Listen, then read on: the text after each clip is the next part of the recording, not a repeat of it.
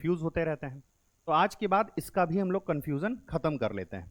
Confusion खत्म करने में सबसे पहले आप समझिए मीडियल वाले वर्ड को। मीडियल का मतलब क्या होगा, मीडियल का अर्थ क्या है। मीडियल वर्ड जो बना है बेटा, मीडियल वर्ड बना है मिडिल एक्सिस।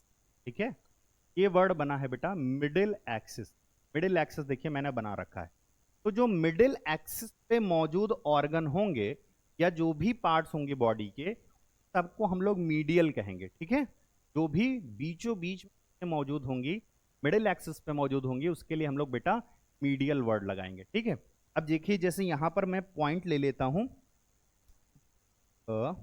एक पॉइंट में आपको लेके समझाता हूं। जैसे ये एरो लगा हुआ है, ये ए पॉइंट है। अब ये ए पॉइंट कहां पर मौजूद है, देखिए बीचों बीच साइड मौजूद है, ये मीडियल साइड मौजूद। ठीक, अब लेटरल का मतलब क्या होता है, लेटरल समझिए।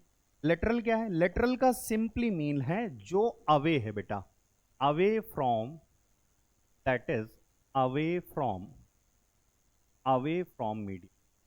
जो मीडियल से अवे है उसे ही लेटरल बोलते हैं। ठीक, तो अगर हम लोग दूसरा पॉइंट ले लेते हैं यहां पे बेटा, तो यानी अगर हम मीडियल से जितना अवे जाएंगे उतना हम लेटरली लोकेटेड होंगे। ठीक, ए पॉइंट ये हो गया। अगर मैं हाथ पे इस तरीके से बी पॉइंट बनाऊं आपको, तो बी पॉइंट क्या होगा बेटा, ये लेटरली लोकेटेड हो जाएगा।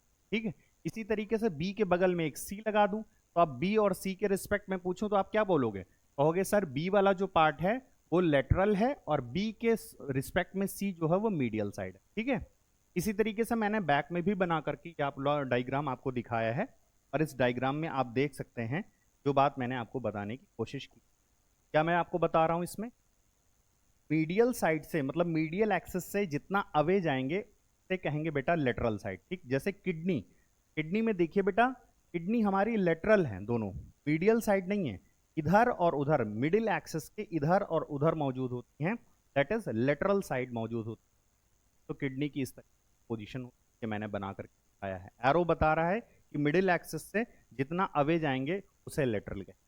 अब किडनी के बारे में ही एक क्वेश्चन एनसीईआरटी में भी दिया गया है, एग्जाम्पल से ही पढ़ते हैं तो समझ में आता रहेगा आपको।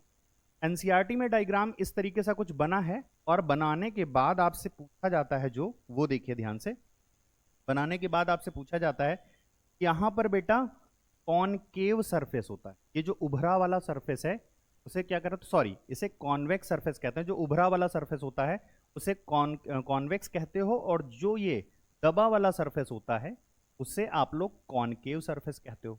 अब अगर एग्जामिनर कल को क्वेश्चन आपसे पूछ लेगा, ये बताइए इसमें से कौन सा सरफेस मीडियल है